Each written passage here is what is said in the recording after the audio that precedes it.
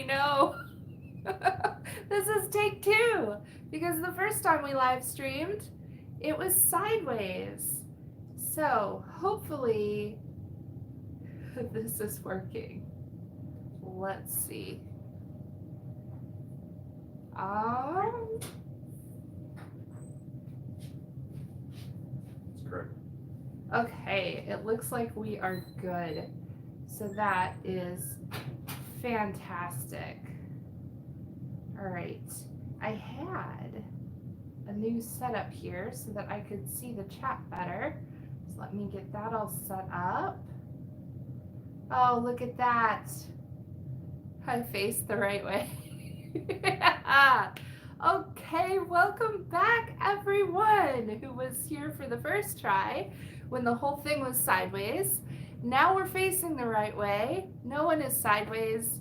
It's good. So let's just continue from here. Welcome to Vlogmas Day 12. I should say hello fiber friends, because I love to say hello fiber friends because you're all my friends and we're here for fiber, so it works. It works. Thank you.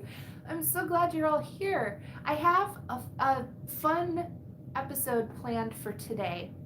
We are going to open up box number 12, the final box in our Vlogmas spinning advent calendar, day 12. We are going to open it up today. We are going to do some spinning. We're going to look at what we've already spun just to see it all together in one place. And I think we're going to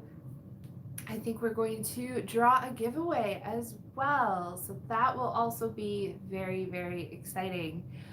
I'd like to talk about some things that will be upcoming for the channel, as well as some of my goals that I have, all good things. So I'd love to share all of that with you and hear what you're up to as well. So as you are joining the live, feel free to type in the live chat. Let us know where you are. Are you surviving a blizzard right now? We are a little bit. It is, I think, -6 degrees Fahrenheit outside, and we've had 50-mile-an-hour winds.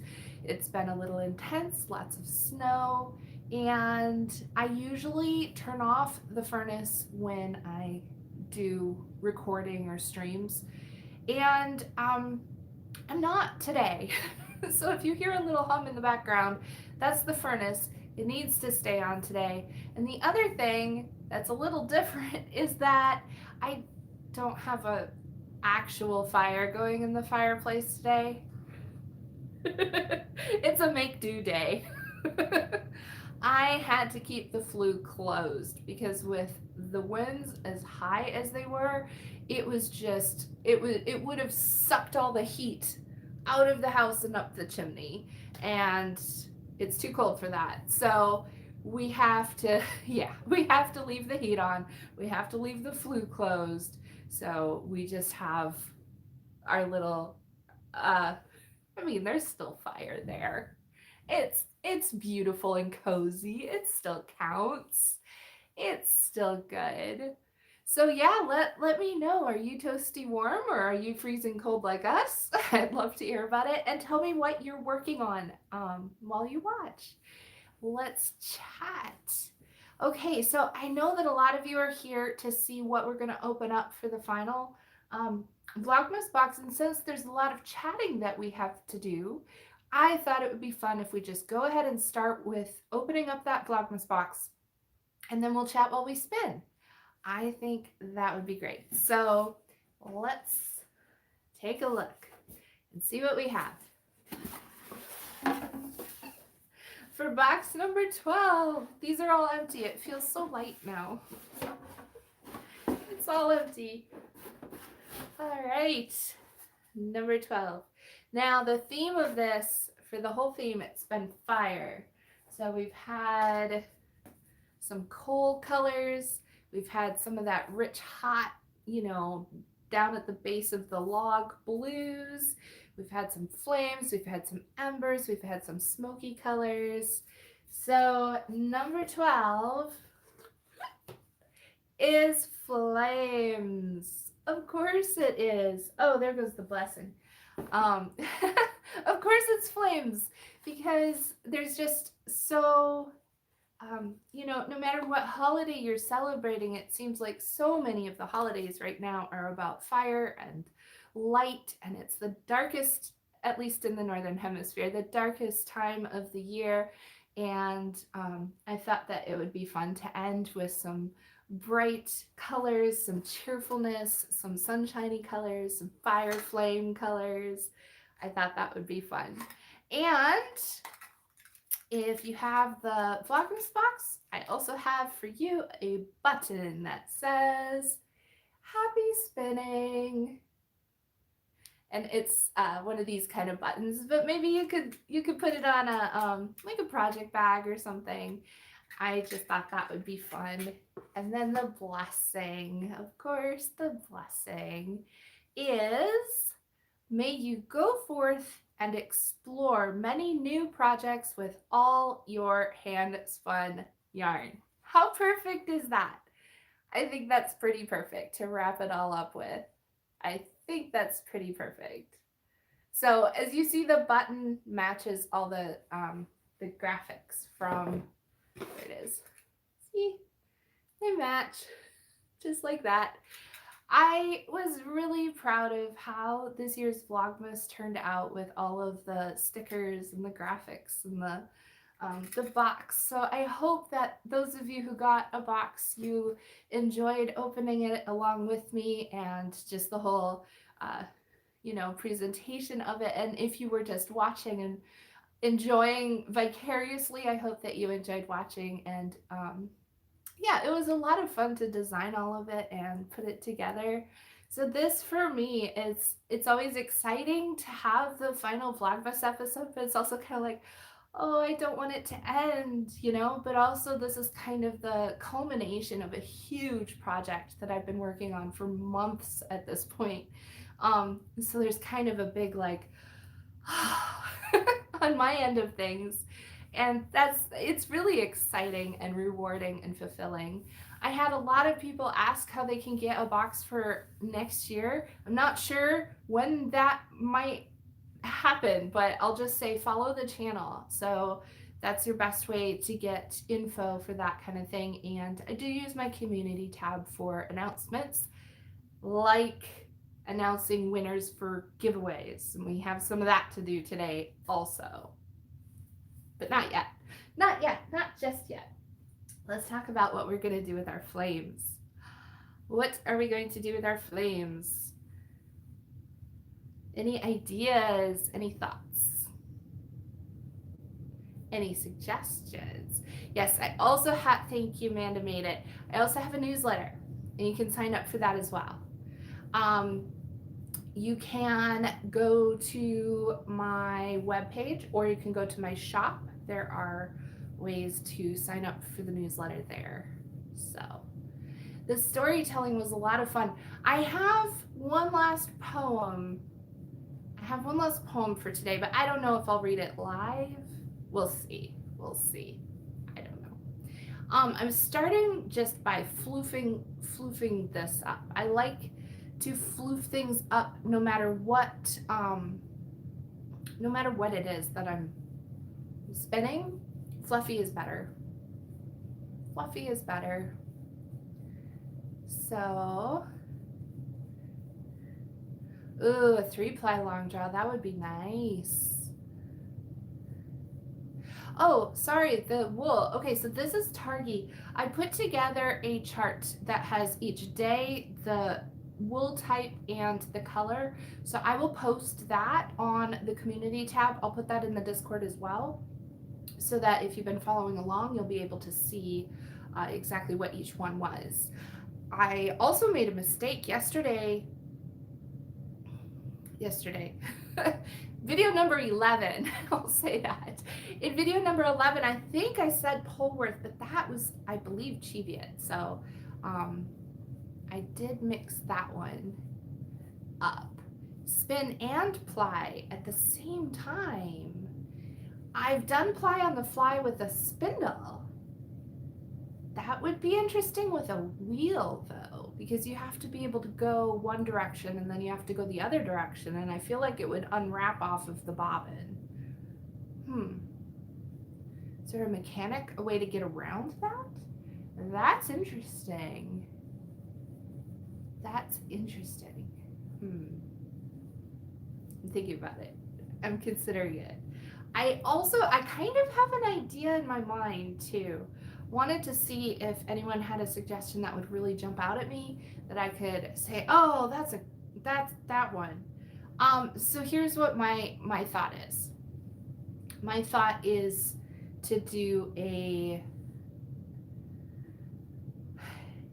like a coil, but small.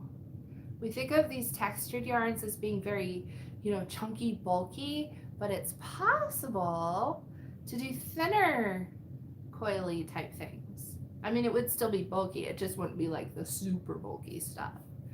So let me know what you think of that. We could do that. We could do some coils.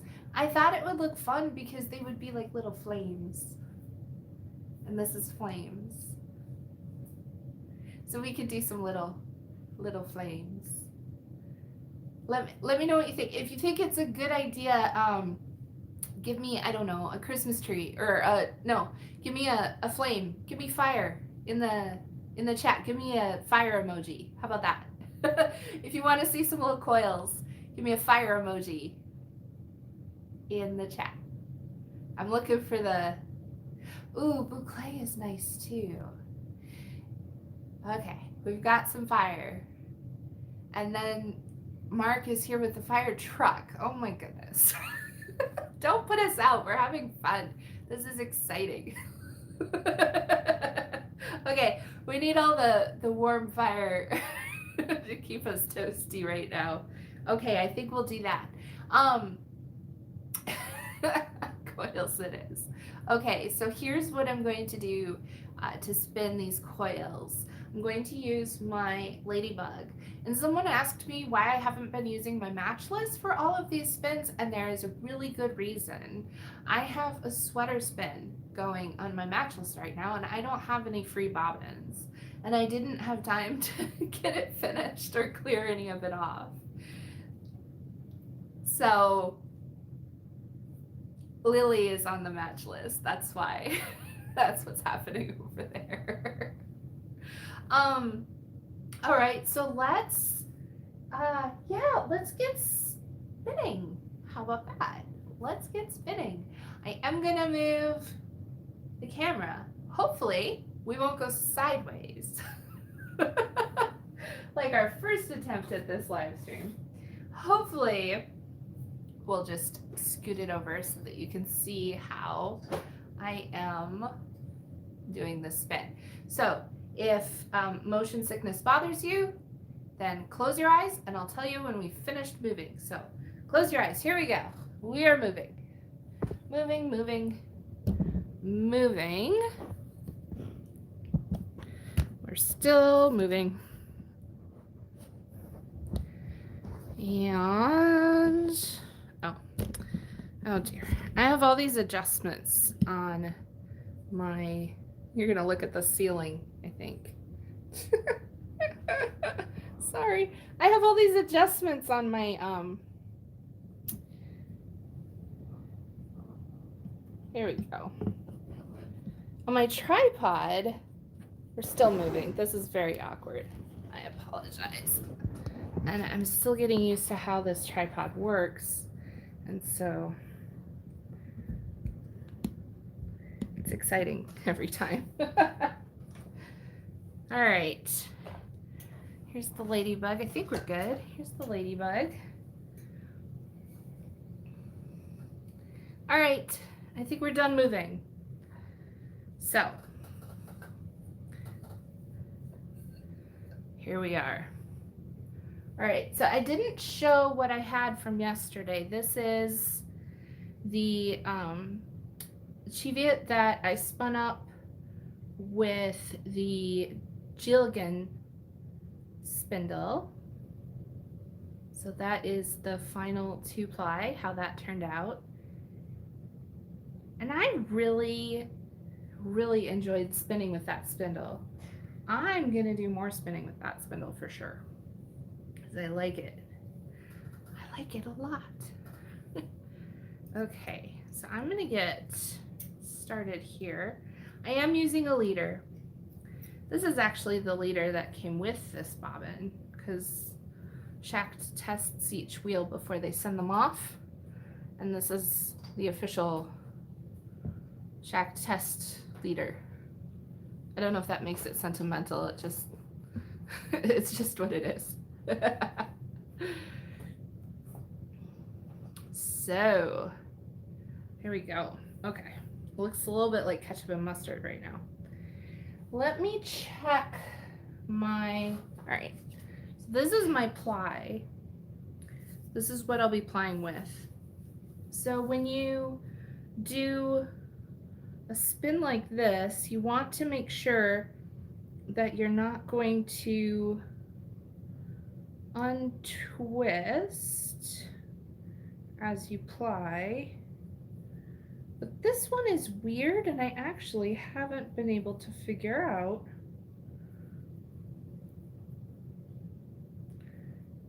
which direction it's plied. Aha, there we go. We had to turn it quite a lot. This is a pretty high twist yarn. It's cotton.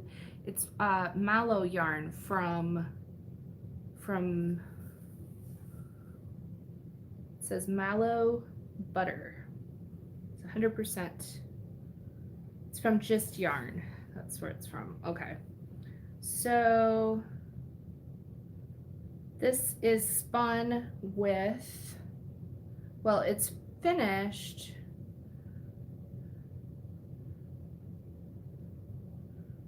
It looks like with Z twist, which means I want to finish with S.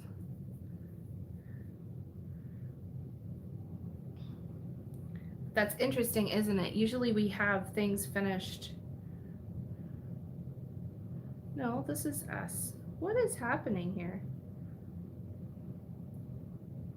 Yeah, this is finished with S. I don't know what just happened in my mind. I flipped it all around. So this is finished with S. So we don't want to ply this with Z twist because it will unspin this yarn and it might fall apart. So we can do more S, but we don't want to do Z. So I'm going to spin this right now with Z. There we go.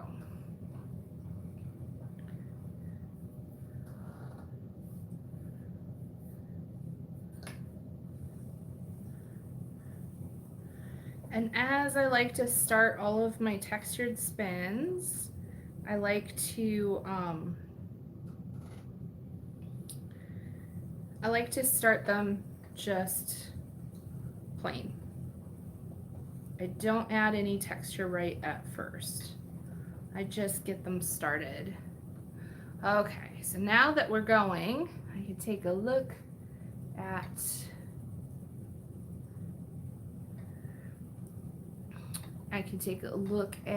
the comments. So that yarn, it's a cotton slub and it is a weaving yarn.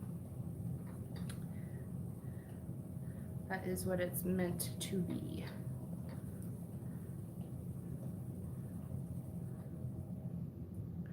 All right.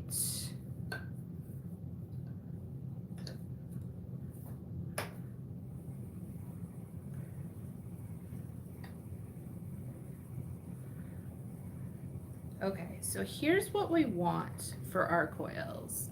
When we do a coil spin like this, we are going to do some thick and thin spin in this yarn, and then as I ply it onto the ply yarn, I'm going to scooch it up and scooch it up as I ply, and it's going to make everything kind of bubble up like coils, right?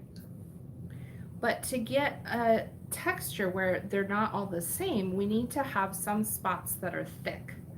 So in some spots, I am going to let this yarn be thicker. And as I draft, I'm going to reach in deeper into my fiber supply and pull out more fiber. And that is going to purposely, intentionally create slubs. And then I'll have some that's thinner, and then I'll have some that's thicker, but it's the variation that makes it fun.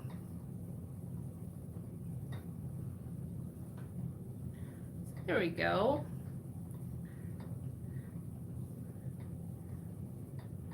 And as I let it go, I have my tension up a little higher, and that helps the twist to kind of skip over the slubby part and get into the thinner part, and that helps me to keep these slubs going just like that.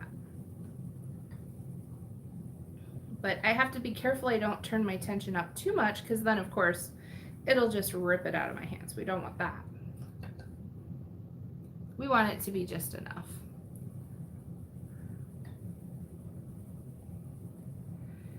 Good question. Is it a concern to add more twist to an already high twist yarn? I'm gonna say it depends on the yarn you're working with as your base. So I'm working with cotton, and cotton really eats up twist. It doesn't tend to bounce back the way that wool does. And so this cotton should be fine. And I've done some fun things with it before, and it didn't have a problem. It also works well for this one. I can either steam set it, or I can dunk it in water and let it set that way, and that kind of lets the excess twist settle in. If I was doing onto a wool yarn, it would be more of a concern, but this one's gonna be fine.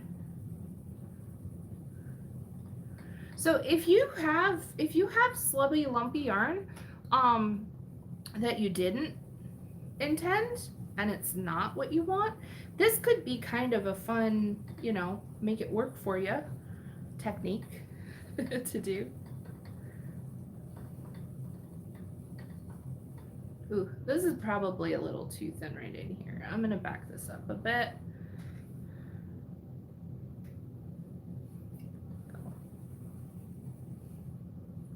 Let some of this twist out.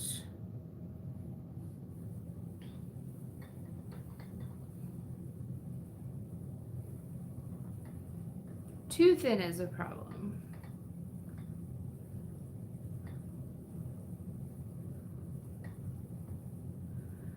Good. I'm glad that makes sense.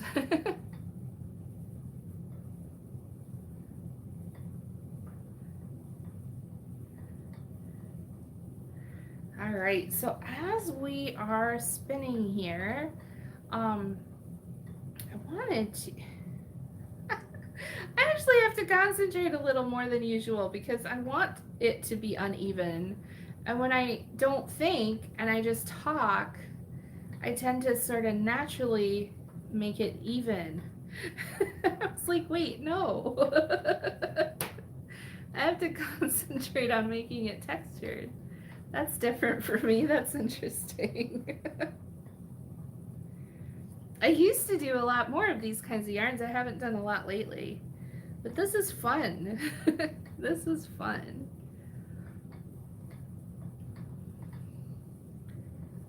I like the texture.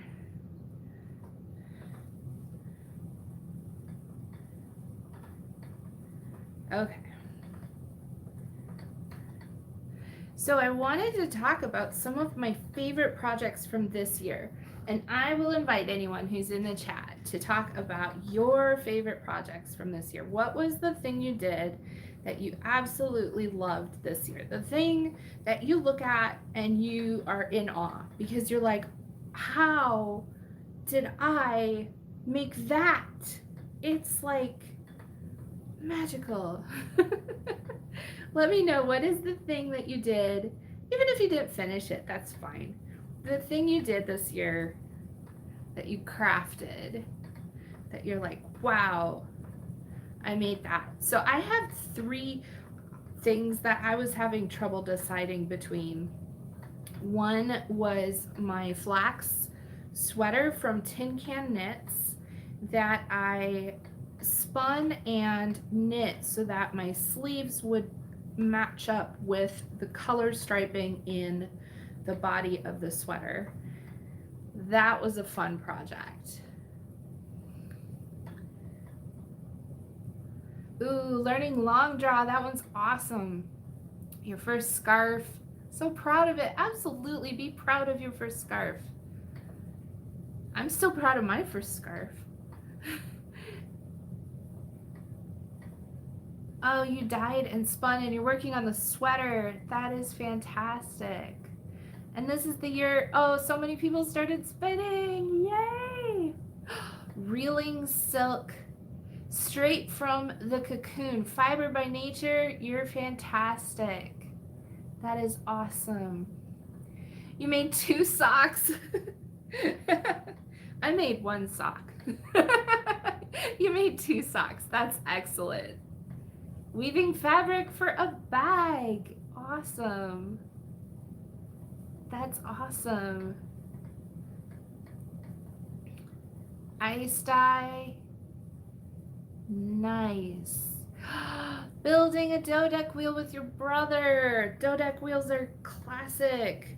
Anyone wants to do a DIY spinning wheel, look up the dough deck wheel. It's pretty cool.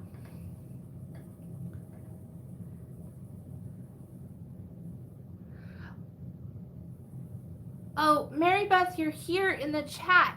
You won the Rolag box. So, Mary Beth, I'm gonna need you to send me an email so I can get your info about the Rolag box.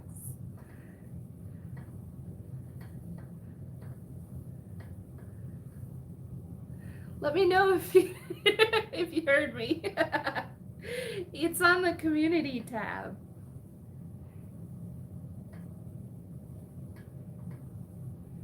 Yay! Okay, cool. You sent an email already. Fantastic. I will check my email later and get in touch with you for that. Congratulations. Yay. Okay, so that was one of my exciting one of my exciting things that I got done was that sweater. Another project that I really loved and I've been wearing around lately because it's so cold out was the beret that I made. I used Angora and merino wool to blend and spin up some yarn to duplicate an out of production commercial yarn and follow a vintage beret pattern from the 1960s. That project was so much fun. Not only because I enjoyed doing the whole working with a vintage pattern, but also I really like the thrill. I can't even explain the thrill of getting gauge on a vintage pattern by duplicating a vintage yarn that I could only read about and I didn't have in my hand. We haven't announced the nano yet. That'll be later. We haven't announced that yet. And that just reaffirmed to me that I really want to do more historic projects, duplicating things from the past, just to hold it in my hand and have a closer look at it. I also really loved that project because it was a collaboration and there were several other channels that got together with me and we all did Angora projects. And I really love the community aspects of what we have going on here. I really love that. I think it's special and lots of fun. So yeah, that was another project I really enjoyed. I wanted to answer as well. A lot of people ask me why I go back and forth on this bobbin. So let me take 1 second and talk about that. So sometimes I zigzag back and forth, and sometimes I go up one and then down the other side. Basically, the reason on this wheel, on the shacked wheels, the hooks are offset from each other so that as they build up on the bobbin, they build up in different spots. So when you go back and forth, it will create a more even bobbin rather than having all of those like valleys and mountains. That's why. I'm not going back and forth because I have to concentrate on which hook I'm on if I do that. And right now I'm trying to talk and keep my yarn textured. So I thought it would be easier if I went up one side and down the other. So I can keep my place. I also wanted to say that this kind of a spin is better with a longer stapled fiber. Like this Targhee has a good couple inches on it. If you had a short fiber, this really wouldn't work so well. It would fall apart at the point, like where you're pulling it out to get that thin spot, so the twist kind of jumps and gives you a slub. If you were doing this with a shorter staple, it would be falling apart before you got to that point. So wanted to mention that as well. Yes, I have projects I'm looking forward to. I'll get to those in 1 second. So the other thing, the other project, little fuzzy. The other project I did this year, well, I mean, all the historical stuff, it was really hard to decide. I think a runner-up was the cape that I made, but I just, at the end of that, I got so frustrated with the weaving. The Verifelder is not for the faint of heart. That's some intense weaving right there. So I kind of put that as a runner-up, but I enjoyed being done with that project. I mean, honestly, I enjoy having it, and I enjoy that now the experience is under my belt. But during the process of it, meh. The natural dye project I did with the buckthorn, that was also kind of a runner-up. Hang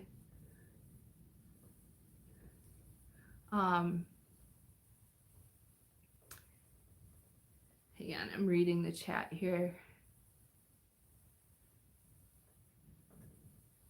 Catching up.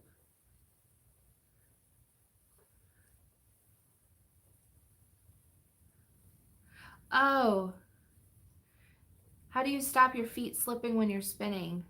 They just don't slip. I have my heel, I don't know if you can see on the camera there. I have my heel right at the edge of the treadle, so it doesn't, I don't know. It just works for me right there. I know people like to make covers to put on their treadles. Those are fun.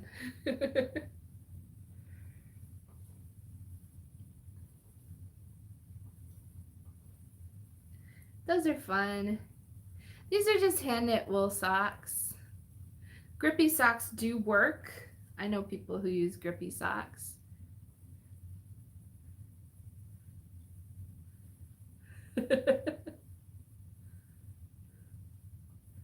Yeah, I mean, I could have Mark do something. Some people put like sticky no skid stuff on their treadles. Yeah, the Verifelder, I mean, I don't know. I just got to the end of that and I was like, be done. Oh, that was just kind of my feeling on that by the end of it. So, okay, does anyone have any guesses as to my third, the fave. Let me know what you think it might be. There's a few other projects I did this year that I didn't mention yet. There's a few others. What do you think? What do you think?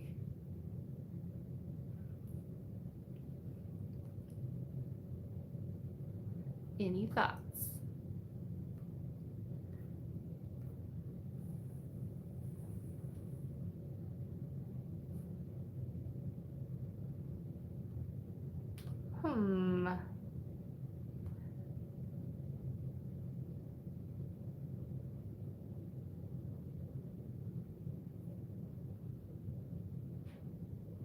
There we go. Okay.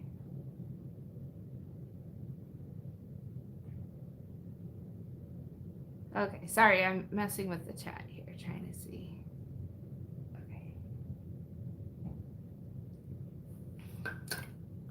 The linen dress is pretty cool. I love the Christmas dress. Oh, good question. I'll come back to the single or double treadle wheels.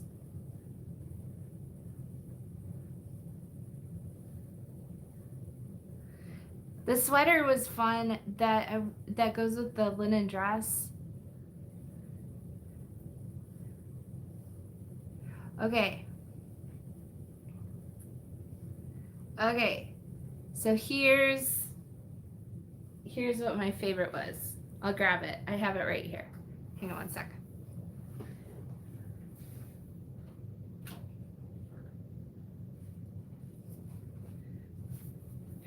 Here it is. This one. This one's my favorite. This was the Wild Wool Farms Roll-Ag box that I spun and wove in one day. I still can't believe I did. It was a 15-hour day. To be fair, it was a long day. And I did the twist directions in different directions. And I did it because there's historical evidence of that. And that's part of why I'm so excited about this new book that I have about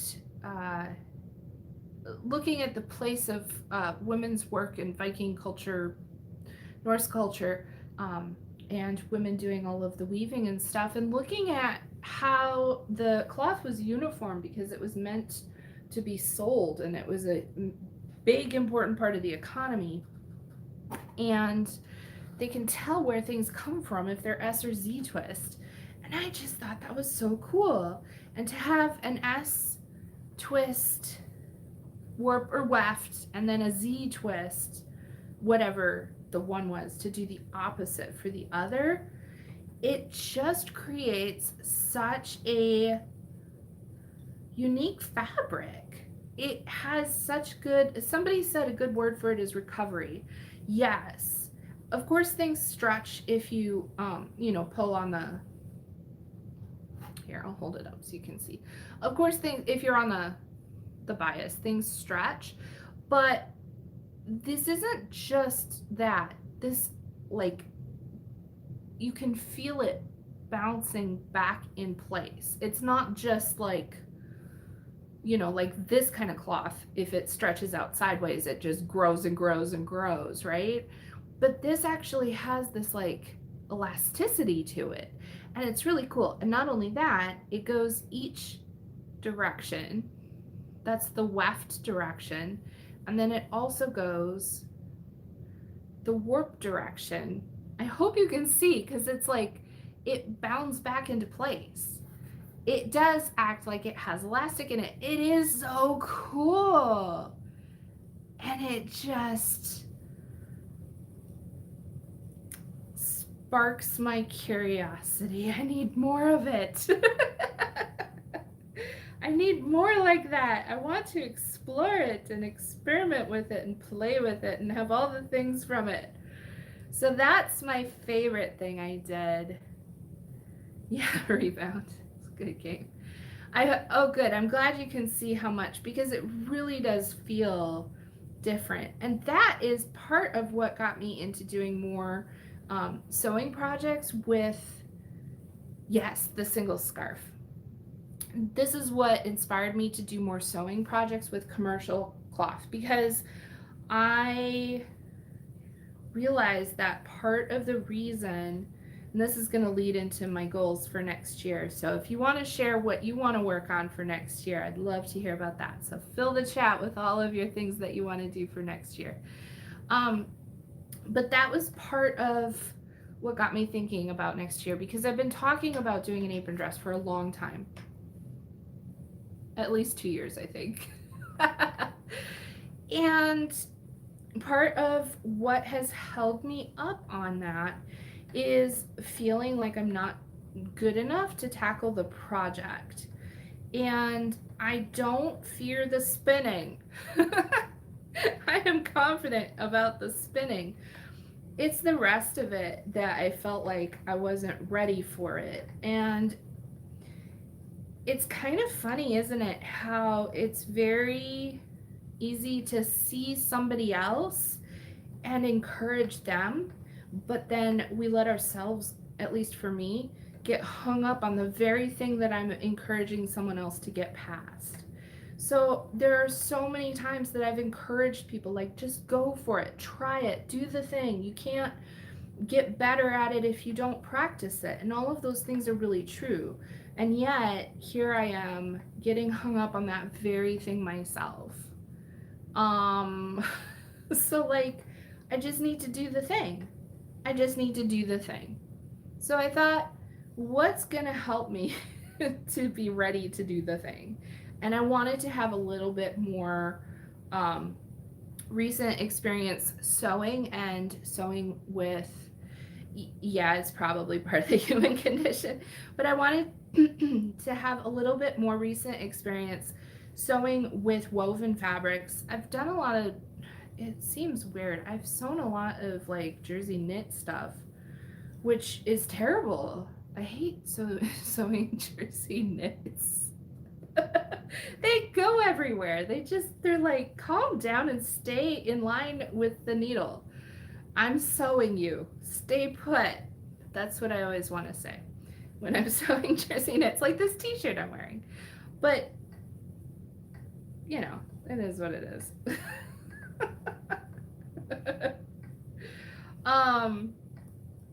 Yeah, so I did this dress. I did the linen dress that I recently showed on the channel. I got some good experience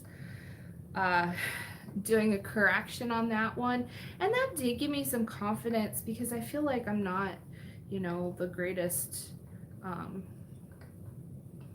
sewist or whatever, but I feel like I know enough to trust myself with my own hand woven fabric. I think that's what it was. And so sewing Smith. Oh, funny.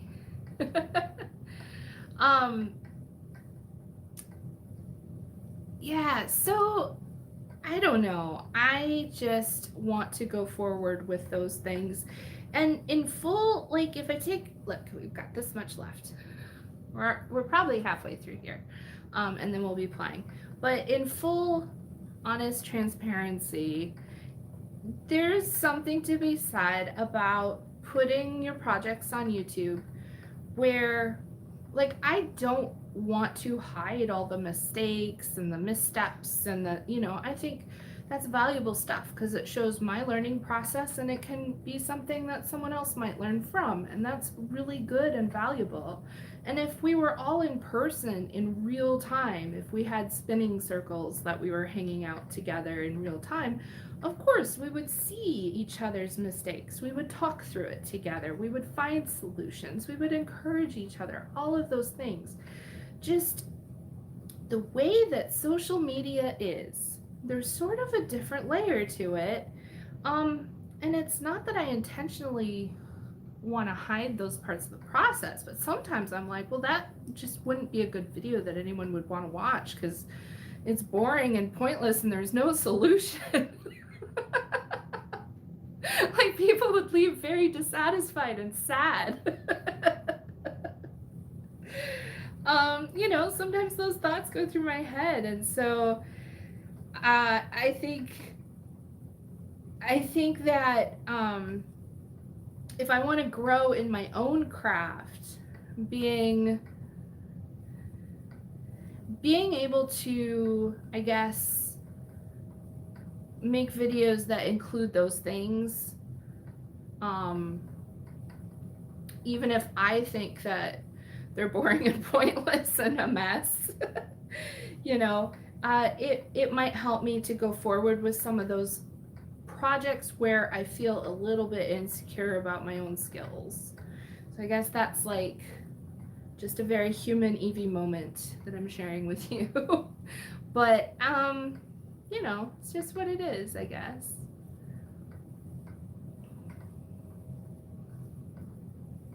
So yeah. Let me know your thoughts about that. I think that going into the next year, part of how I'm going to overcome that issue where I feel like I want there to be a full circle, right? Like, if I show a problem, also show the solution. Because that's just sort of my own my own thing. Even if the solution is this goes in the timeout box for a while, that's also a solution. Or I'm frogging it and starting over, that's also a solution, right? Those are all solutions. But for this coming year, some of the projects that I want to work on, we know the apron dress. I have a fleece. I'm ready to do that. I'm excited to do that. But some of the other projects I really want to work on are going to involve even deeper history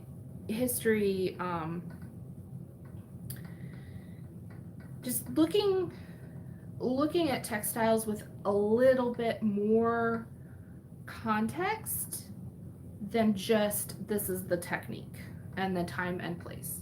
Like, a little bit more of the historical context in the way that it influenced textiles. That is something I'm really interested in doing in the coming year. So I'll give a teeny tiny sneak peek. Yeah, there's pressure on social media to be infallible. And the thing is, like, personally, I don't feel that way. Like, personally, I'm like, hey, I want to show you this thing that didn't work out for me. That might help you avoid the same mistake. Like, personally, I'm very much like that. But then when I sit down to plan a video, it's like, do I want to show people a project that I started and then abandoned as a video?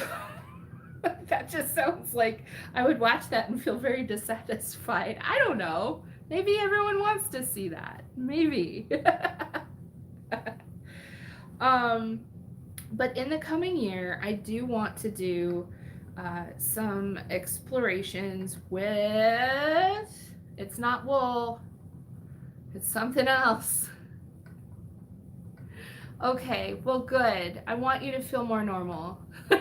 I'll share the weird stuff that I mess up. Oh, dear.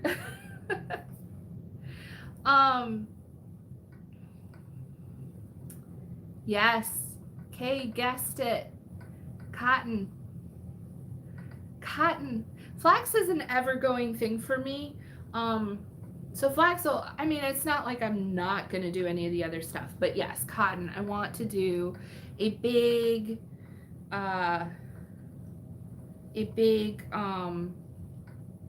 series, I guess you could say. A series of videos about cotton. That's one of my big goals for the coming year. And I'm really excited about it. This is something I've wanted to do for a while.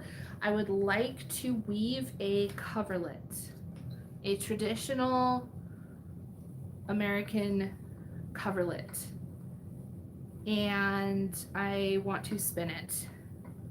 And that is, if you're unfamiliar, they're really beautiful. Look them up. They're really beautiful. They were woven, a lot of them were woven by women who were supplementing income for their households by weaving. And they're really beautiful. And they have, yes, the wool is overshot.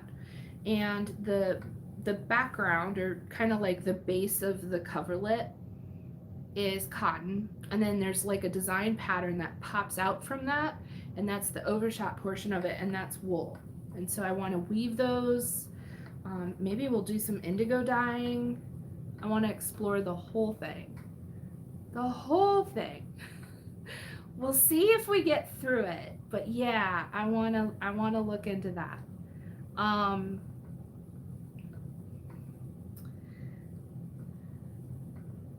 So that'll be an adventure. It certainly will. I have a slubby, I don't know what that was, maybe a second cut. It's on the floor now. No, it's not. It's on my finger. Ooh, static. Okay. Overshot's beautiful. I really think it's beautiful. And there's something that, so this is just kind of where I am with looking at the historical projects and stuff. I love learning about history, and I love looking at historical things because it's interesting to me. But I also don't want to look at things just for the sake of history, because in a way that sort of gets a little bit where there's an overemphasis on nostalgia and looking at things with a certain kind of inaccuracy. And I'm not really interested in doing that. But I am interested in looking at the ways that people did things in the past that make sense today, and what we can gain from techniques and methods that we can still use today in positive ways for our home textiles, our wardrobes, to find solutions for problems of today by looking at the way things were done in history. So I'm interested in all of those things. So I think we're going to get some more Deep Thoughts with Evie videos in 2023. I'm feeling more confident. I think I'm ready for that. I hope you're ready for that, because they're coming. So that's some of the stuff we are gonna do. A lot of skills were taken for granted, and absolutely those skills were destroyed by the Industrial Revolution. Absolutely. And those are things that, where there's such an emphasis, like people are talking about, mend your clothes. Don't just mend your clothes, but visibly mend your clothes. That's a thing, people used to do that too. Like, people would put decorative stitches over their seams. There's a seam there, so make it pretty. And that means that you don't have to be scared of seams. You can use smaller scraps of fabric. You don't only have to use giant pieces of fabric and then have all this like extra waste cut out of it. That's a little bit of a rabbit trail, but sort of that kind of stuff. Yeah, absolutely. Flax is a great fiber, and it really got shoved out of the way by cotton. Part of the reason I want to explore cotton is to see if there's anything redeemable about it, because it is so water intensive. We'll get into it. Cotton is, there's a lot there. There is a lot there to look at. Yeah, sometimes you want to hide those. If you blow out a certain part of your pants, you don't necessarily want to put all the embroidery in there. You don't want to draw attention, maybe. Or maybe you do, I don't know. I won't judge. Yeah, there are some people who make absolutely stunning coverlets. I can't promise that mine's going to be, you know, there are some that are absolute works of art. I can't promise mine's going to be a work of art, but it will be functional and it will be hopefully an interesting journey. Yeah, it's not. Lori, you are correct. It's rough. It is rough.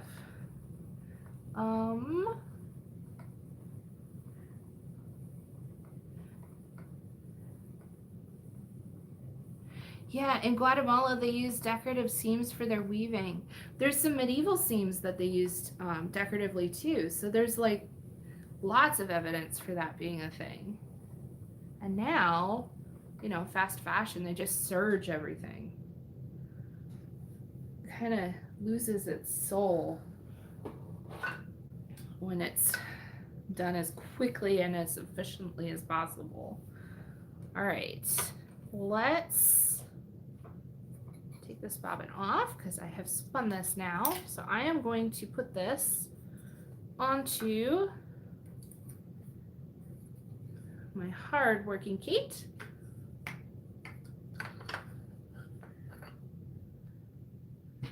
This is where I feel like I need to have like 5 more arms. Okay, I'm gonna put it on the center one. That one will go on the wheel. And this one will go on here. I don't know if you can hear the wind outside, but it's absolutely howling. It is absolutely howling. Super fast whirl for cotton. Absolutely. Cotton likes twist. It likes a lot of twist. Like a lot of twist. The more twist you can give it, the happier it will be. All right. So I've got my flaming yellow on my Lazy Kate. Ready to go. Oh, I should have put my flyer back together first. That's important. Here we go.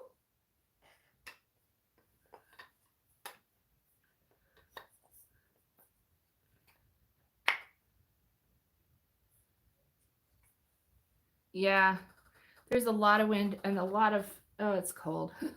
It's cold. Once you get to a certain point, you're like, yeah, it's just cold.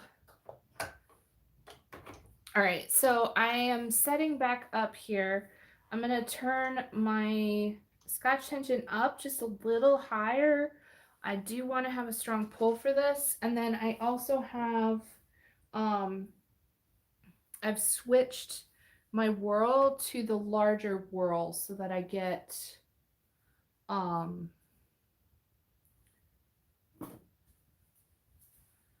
less twist per treadle. And then I'm going to take my cotton and I'm going to, because it's on a cone, I'm just going to set it right down here on the other side of me. There it is. Okay. So then pull this leader through. This is a case where I do like to use a leader.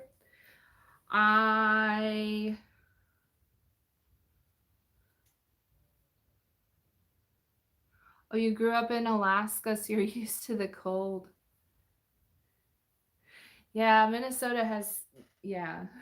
I've lived in Minnesota. I haven't lived in Alaska, but yeah.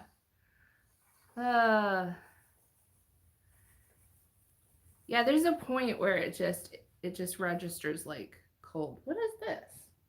What is happening? What just happened on my leader? You know, it'd help if I like tightened everything down. It would help if I wasn't trying to do this and read the chat at the same time. I didn't tighten my front post. There we go. Okay, that's better now. See, we're secure. Oh dear. The fun of a live stream, right? Never know what's gonna happen. Okay.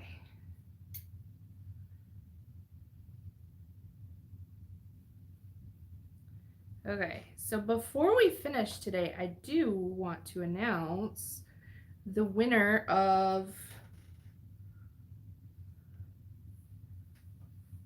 the Eel Wheel Nano.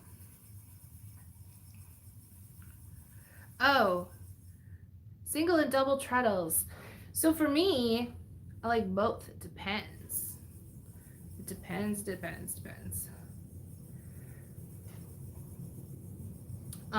What does it depend on? So I find that double treadle is more work on my hips, but it's less work on my knees. And I find that single treadle is more work on my knee, but it's easier on my hips. So depending on what hurts that day, I do the other. That's why I have a bunch of wheels. And if everything hurts, I try spindle. And if everything hurts, I use a knee spinner. That's what it's like for me. It just depends on what's up that day.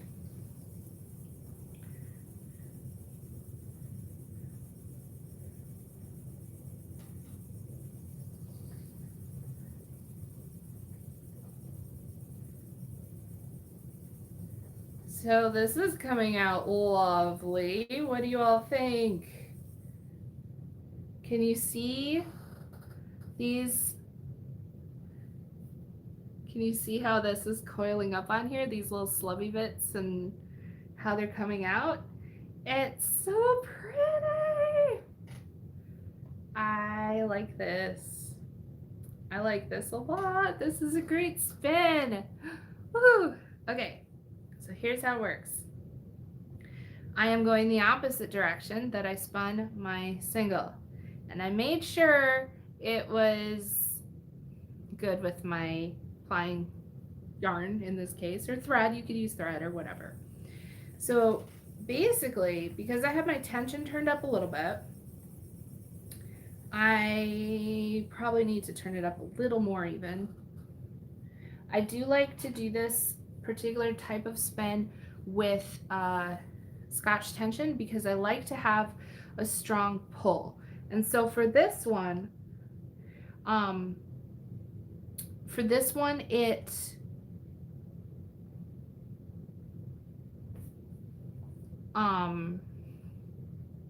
it doesn't need a huge amount of pull, but I do like to have a strength to it. Where if I was trying to draft, it would probably be ripping it out of my hands because I don't want to be feeding it. I want it to be slowly pulling it through my hand like this. And as it's slowly pulling it through my hand like this, I am letting the yarn that I spun come up and coil onto and around the thread. And I can shove it closer together, but honestly, I sort of just like to feed it without shoving it together. The more you shove it together, you kind of lose the distinction of the coils and it starts to look like one sort of mass of yarn. But if you kind of feed it on like this, you can kind of keep some of that texture to it. Let me get this up close to the, you see how that is? Isn't that cool? And this, I would consider this bulky, but it's not that bulky. You see what I'm saying? It's not huge. It doesn't have to be like, you know, I mean, this isn't a bulky flyer or anything like that. This is all just standard spinning wheel stuff. So yeah, you can just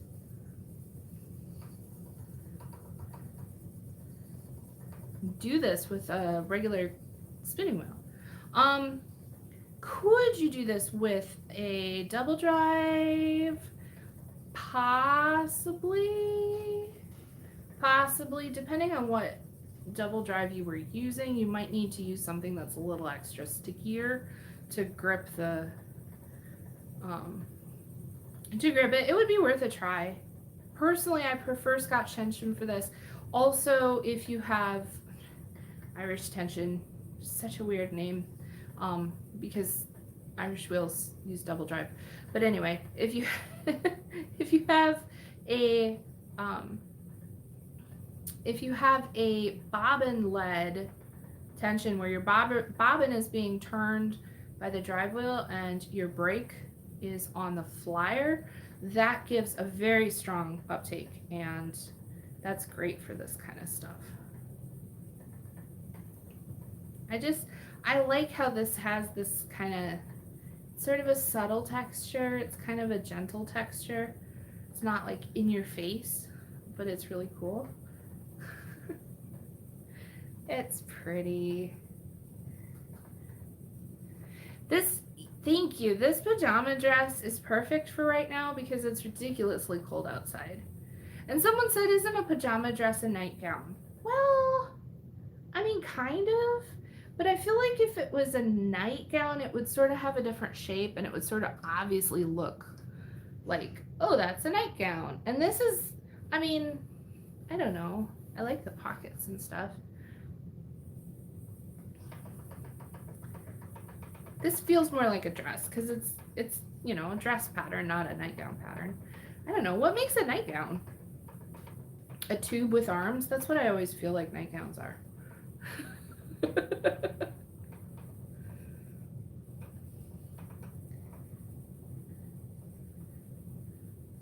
Yeah, nightgowns thin and frilly. Yeah, see, yeah, I wouldn't sleep in this. I think this is too, I mean, I guess everybody has their preferences for how that works, but I would love to just like sit on the couch and knit and wear this and feel so cozy. That's probably what I'll do when we're finished.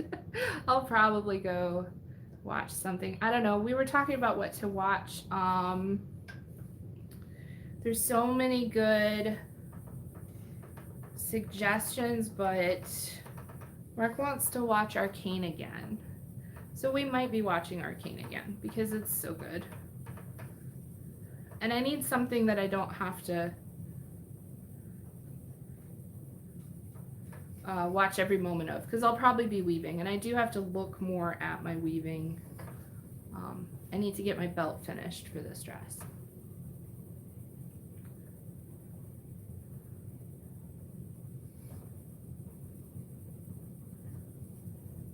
I do find that as I go, I need to increase the tension as I go to get more and more uptake as the bobbin gets heavier. The other thing to keep in mind with yarn like this is that because of the way it plies, you will have vastly shorter yardage than what you start with in your single. Even probably vastly shorter than what you would have in a regular 3-ply. So do keep that in mind because of the way it coils around. Can you all see this though? Look how cool that is. Look how cool that looks. It's so cool. It's like little squiggly flames. I love this. It's so pretty.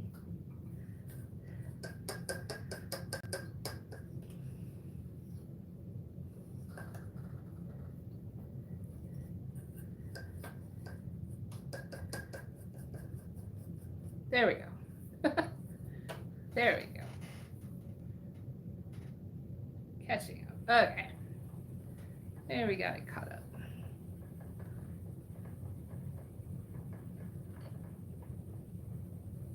This is a very satisfying kind of spin, I think. So the poem I was going to read today, except that we're doing a live, so it feels a little different to do when it's a live. I don't know, I could do it. Was The Night Before Christmas. Oh, what am I getting caught on? But this is something that happens. So I'll address it because I get this question a lot. when you're spinning and suddenly it feels like it's not taking up. What happens with these kinds of spins, if you get a lot of energy in them, is that it can loop around your hooks and then it gets caught and it won't feed on. It just goes around together. And so you have to stop and you have to make sure it's all getting past the hooks okay. And you can turn, which way do I want to go? That way. You turn your tension up a little bit, that can help pull it through. If that doesn't affect your, you know, the spin, the ply part of it, whatever's going on, you know, in your hands.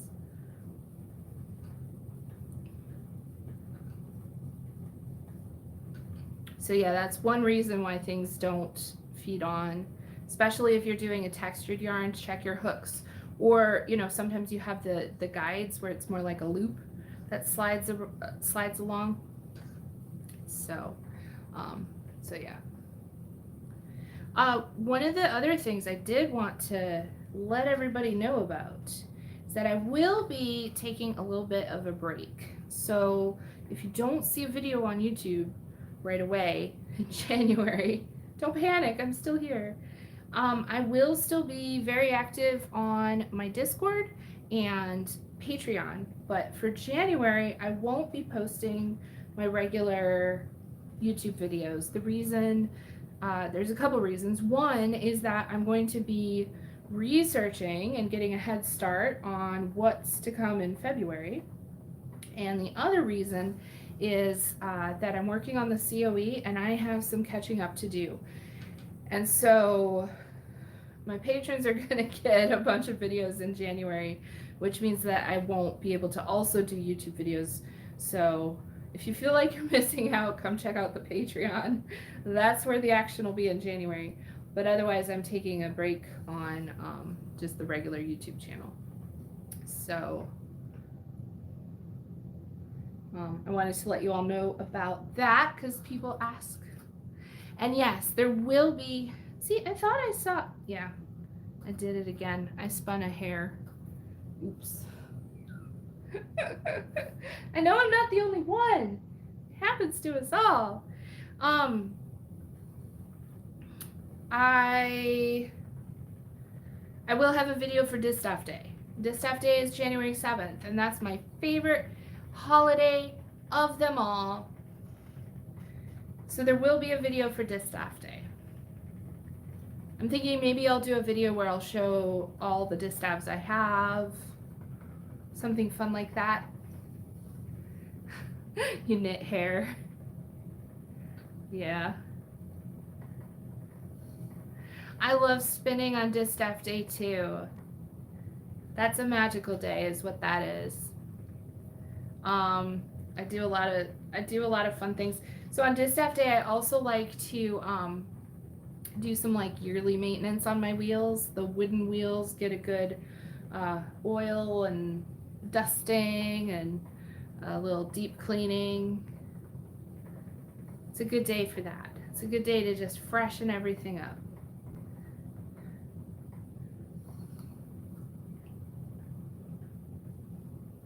Look at these pretty coils. This is making me so happy today.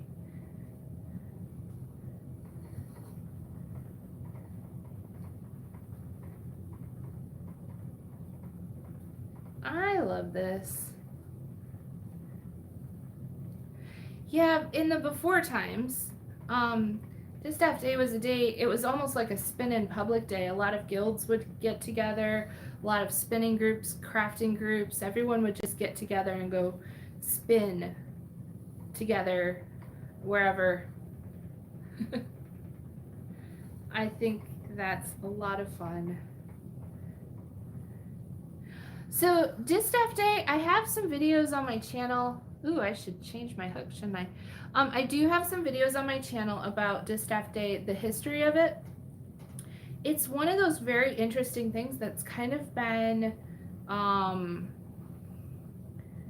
turned into a modern holiday based on what evidence we can muster from the original day. It just turns out that the original day, the evidence that people look at is from a poem, and it's from a poem that was written during the time of Cromwell. So there was a lot of, like, they actually made Christmas celebrations illegal during that time.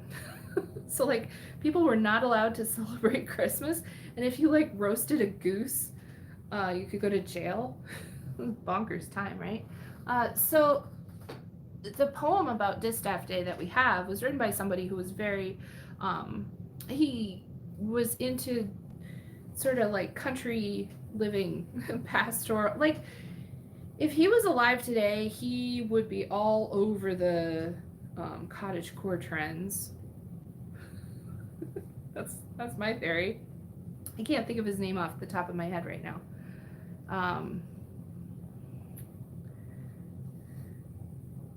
Yeah, Christmas was banned. It was. So,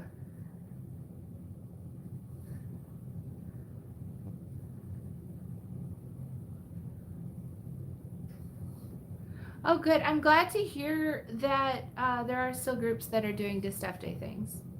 That's fun. So anyway, the poem about Distaff Day was talking about, it's the day after the Christmas celebrations when everybody gets back to work. And so there was plow day for the men when they would go back to the fields. And then there was Distaff Day for the women when they would pick up their distaffs and get back to their regular chore of spinning. And so there were antics on Distaff Day. When plow day and Distaff Day came together at the same time, there was flirting and things like that. And so this is written about in a poem, but I just feel like we shouldn't necessarily take poetry literally. And there's a part in the poem where it says that the boys are going to set fire to the flax. I don't think they actually were doing that. If they were, it would have been probably in like a pantomiming kind of a way as a joke, but not really, truly, actually. Like, what? Especially if you're using a belted distaff. That's like tied to your body and someone's gonna like fire to that? No, no, no. That is dangerous. And that flax is too valuable to just burn it all up. Anyway, I did a video about that. I think it's funny, but so that's kind of Distaff Day. It's just a day when people would get back to the routine after the holidays. It was after the 12 days of Christmas were over, so all the feasting times and stuff were over, and people were getting back to work. So that's what the day was about. And then there's a poem about it that I really think is more of a joke than should be interpreted literally. So yeah.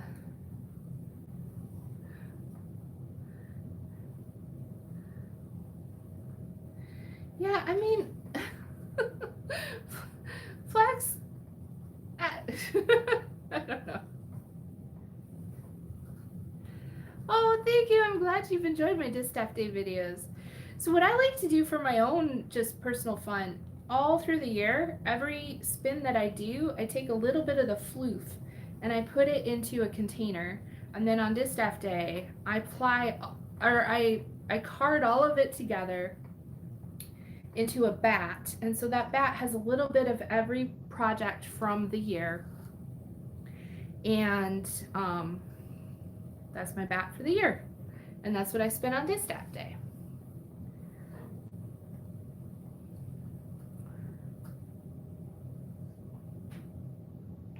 Kaz has a good video on the history of Christmas and why it got banned. It's super interesting. Cool. I'll have to check that out. It is interesting. I think it's interesting. It goes in line with all the historical stuff. I find it interesting.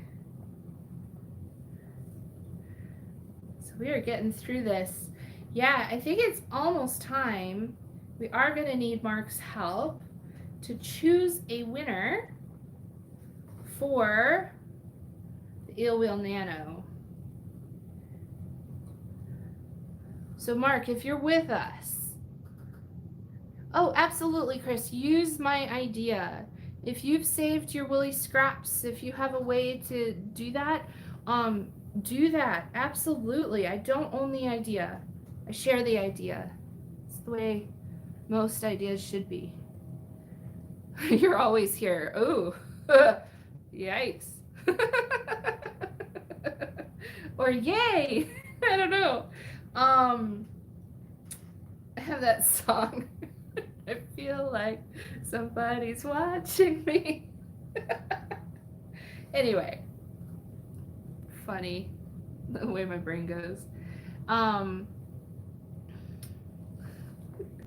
So we have a giveaway, and it will be a comment on any of the videos from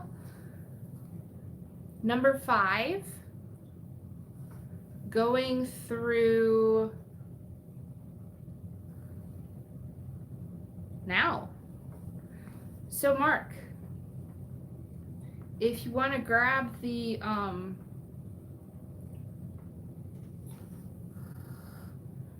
yeah. Mark, if you want to grab the URLs from those videos and pop it into the random comment selector and then get back to us with a winner, that would be fantastic.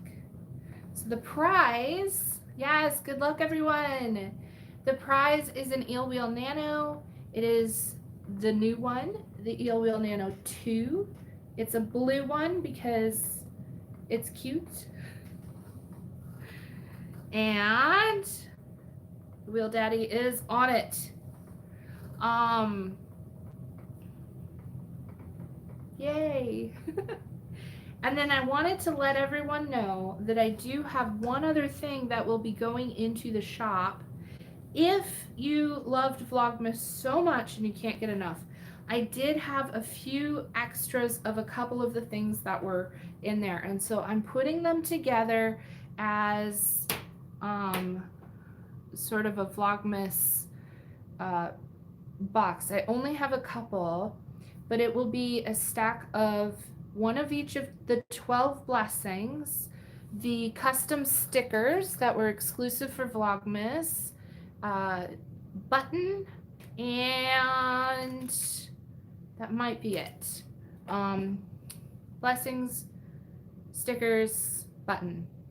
So I'm going to put that in my shop tonight. After we finish this, I will go put all that there. And so those will just be there till they sell out. It's just whoever gets them first gets them. So if you're interested in that, watch the shop. And good luck. I hope everyone who wants one can get one. I think I have 6 of those. It'll be a little Vlogmas bundle without the fiber, just the bonus extra fun things. So yeah, it's been so fun this year. It really has been such a great time.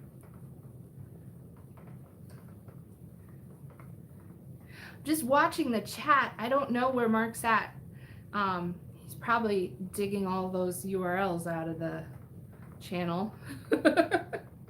It's a random picker, so it just goes through and picks a random comment. You tell it which comment sections to look at. So that way it's all fair and square, random and random. Oh my goodness, my furnace just shut off. I feel like it's been going for hours. I feel so quiet now. Oh.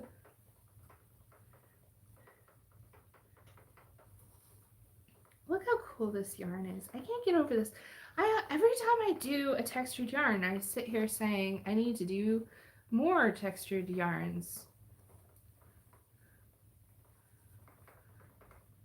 And then I go back to my not textured yarns until later I do one more textured yarn and I'm like, I need to do more of these. They're so fun. They are fun. I love all the yarn. Everyone, I think it's settled that I like spinning. Is anyone shocked? Oh, yes. That's the other thing we're going to talk about, Crystal, is what to do with this yarn. So we will announce our winner. I think I'll be done with this one about the same moment. Maybe. Oh, we're getting down to the end of the bobbin. We're almost there. Wow, look at that. A whole spin during the live stream. We've been going for a little while, though. So it's fair. Mark says almost there. Mark, are you going to tell me so I can say it, or are you going to type it in the chat? Or are we going to do both? I don't know. He's in the other room. I don't know what the plan is for that.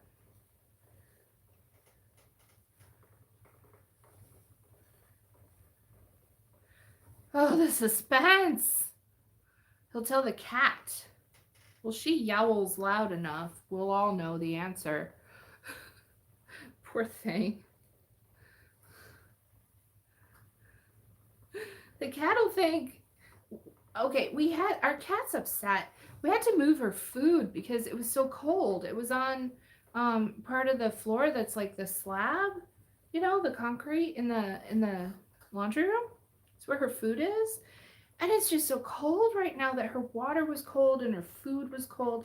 We were like, that's gotta be too cold for her. So we put her food up in the kitchen, where it's warmer. And she's mad that we moved it. So I don't know if it was worth it.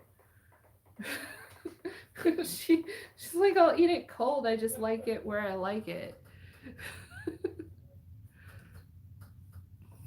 So I don't know, maybe we'll put it in both places, and then if she needs it. But she's an elder cat. She's what is she? She's 18 or 19 years old now, so we don't know her exact birthday. She was a rescue. But like, I just feel like it's gonna make her cold if she's drinking cold water and eating cold food. Oh, she's made some appearances in some various videos. She comes out now and then. Okay, Mark is here. Do we have a winner? We have. The winner is Tabitha Henry. Can I show this? Yeah. Tabitha Henry. Here it is. Tabitha Henry, congratulations. Are you here in the chat? Let us know, and if not, that's okay. You will have 1 week to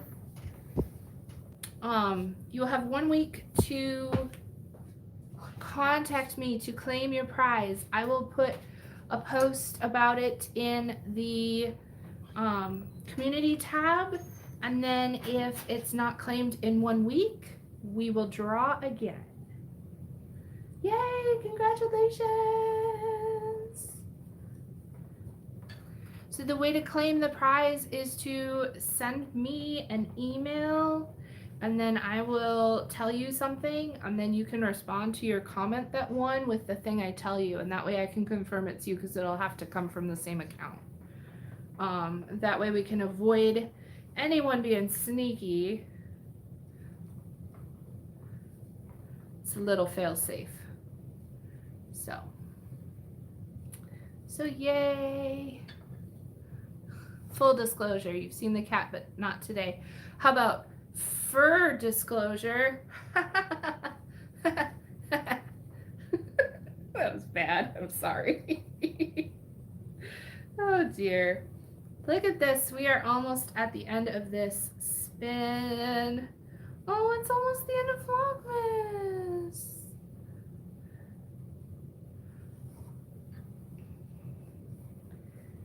It's almost the end, everyone. This is the last little bit that I have to spin here.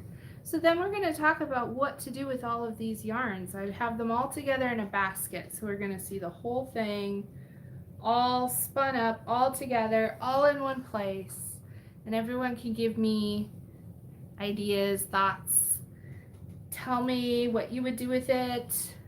What are you going to do with yours if you had a box that you're spinning? There is a sheep emoji. There's some good emojis. It's been an amazing Vlogmas. This has just been so much fun. I'm so glad you've all been here to share this with me. Color work. Yeah, we've got some good colors.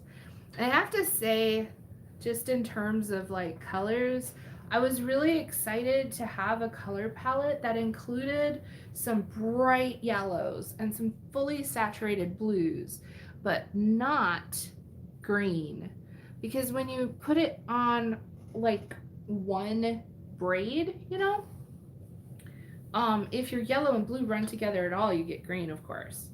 So having a color palette where you can have those colors so bright and not bleeding into a green, I thought was kind of fun.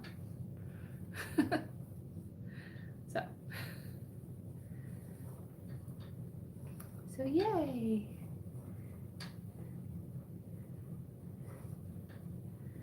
My youngest son loves the color yellow.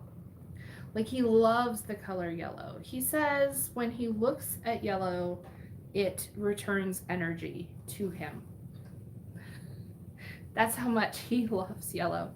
Okay, so I'm close to the end here, so I'm gonna stop doing the coil thing and I'm just gonna let it 2-ply. And by doing that, it helps it not unravel.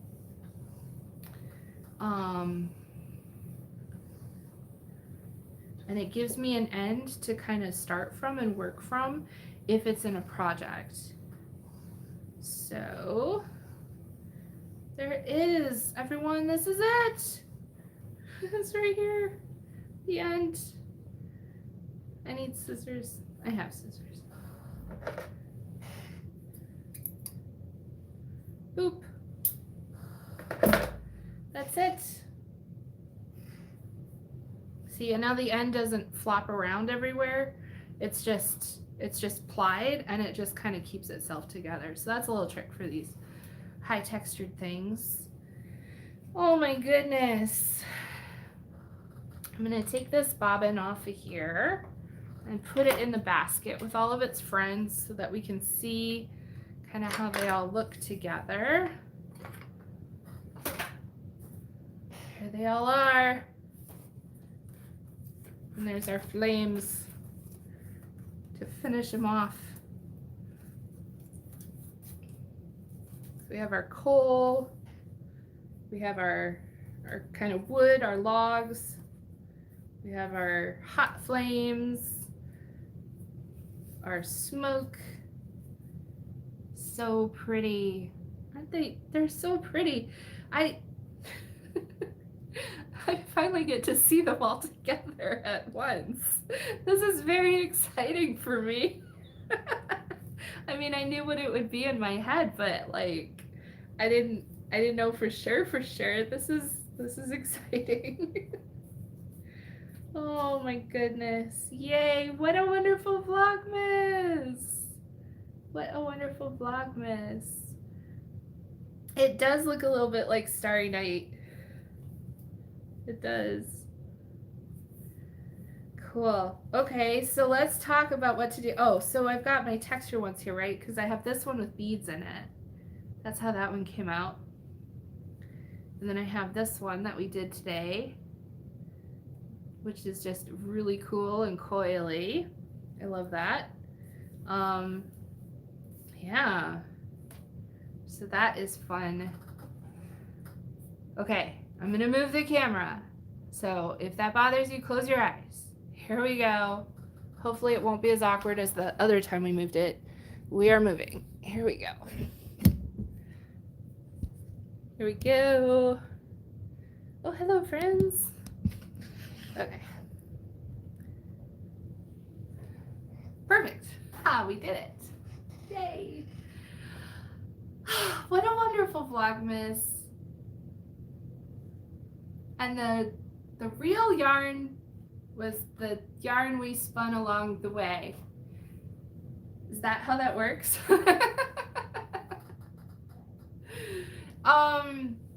Yeah, so I'll put a picture of all of these up on the community tab page, and I will have a list of which one was what fiber, and I'll get this off the bobbin so I can get a good decent picture of it. But this is what they look like close up, kind of, if we focus. Cool. It'll look better when it's skeined off. You'll be able to see all of it in there, all of it together.